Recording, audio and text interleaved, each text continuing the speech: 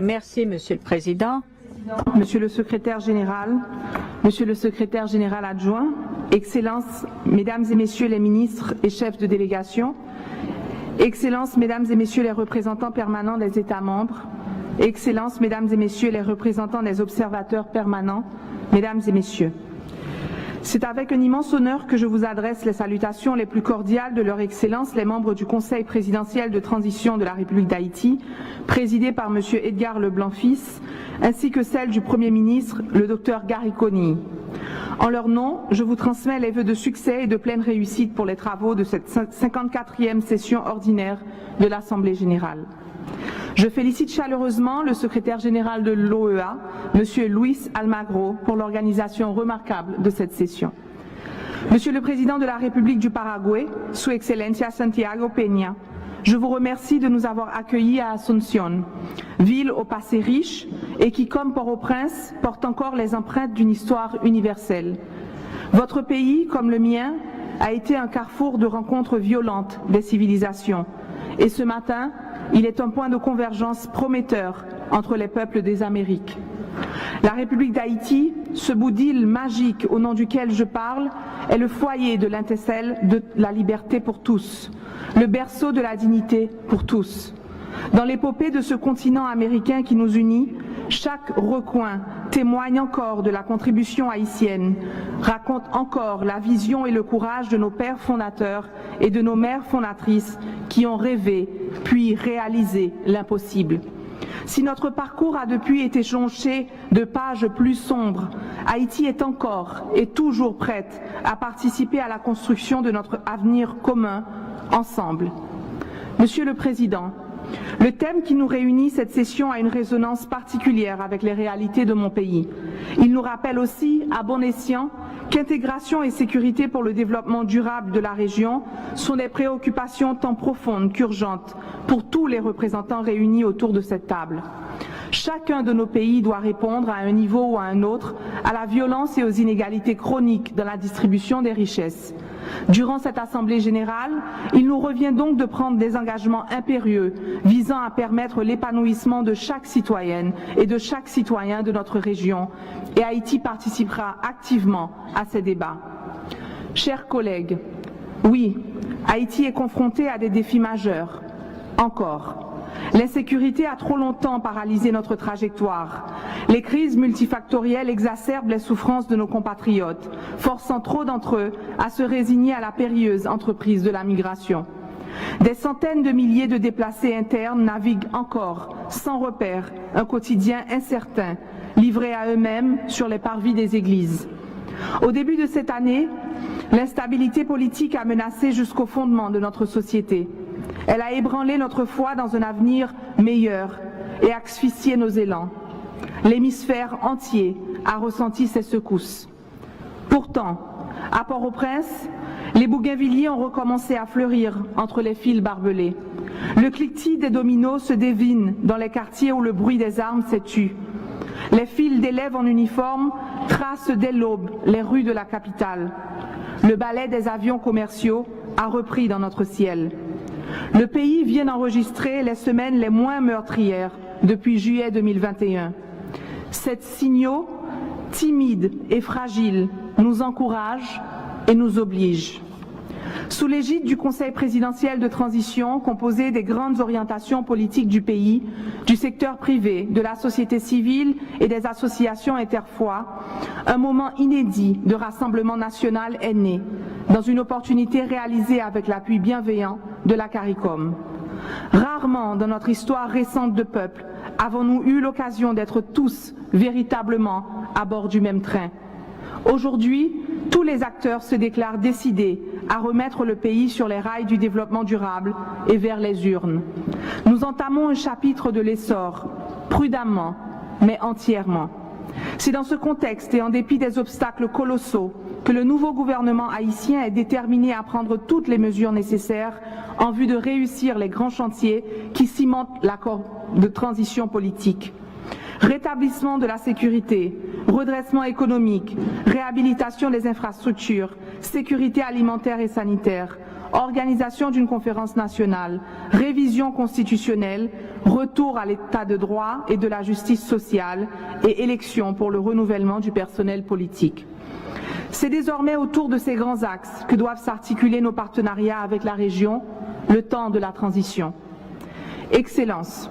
Conscient que tous nos pays sont en proie au fléau de la criminalité transnationale qui a des répercussions profondément négatives sur nos sociétés, le gouvernement haïtien s'attellera sans compromis à la lutte contre la corruption, contre le trafic des armes, le trafic des personnes, le trafic d'influence et le trafic illicite des biens culturels. Il organisera la mise en place d'un dialogue avec toutes les parties prenantes de la société haïtienne et de sa diaspora. La restauration de la confiance et de la solidarité entre les citoyens est une pierre angulaire de la reconstruction du pays. Cette confiance ne saurait se dessiner sans la prise en compte de l'état de traumatisme aigu qui mine chaque Haïtienne, chaque Haïtien. Confronté à des actes de violence, au cataclysme, à la faim, au désespoir, le deuil a longtemps semblé être le dernier dénominateur commun de la population haïtienne. Nous tous portons, malgré nous, le poids de pertes indicibles, perte de l'enfance, perte de l'innocence, perte d'une maison, du droit à l'éducation, de proches et de parents, du droit à l'identité, de l'espoir, perte de sens. Cette lourde taxe psychosociale atteint particulièrement les enfants et les femmes. Il nous revient, à l'ère où nous osons à nouveau imaginer une relance, à l'heure où nous pouvons affirmer avoir échappé de près au basculement dans le vide, de penser à eux, d'accorder dans tous nos projets la priorité aux mécanismes de soutien psychologique, d'encadrement pour les victimes de viol et d'accès à la justice, de réinsertion pour les mineurs enrôlés dans les gangs, d'appui aux adolescentes devenues mères malgré elles.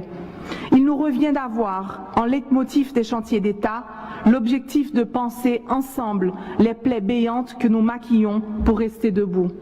Cette transition est donc aussi le moment d'enclencher un exercice de thérapie collective, nécessaire à la solidité de toute fondation institutionnelle.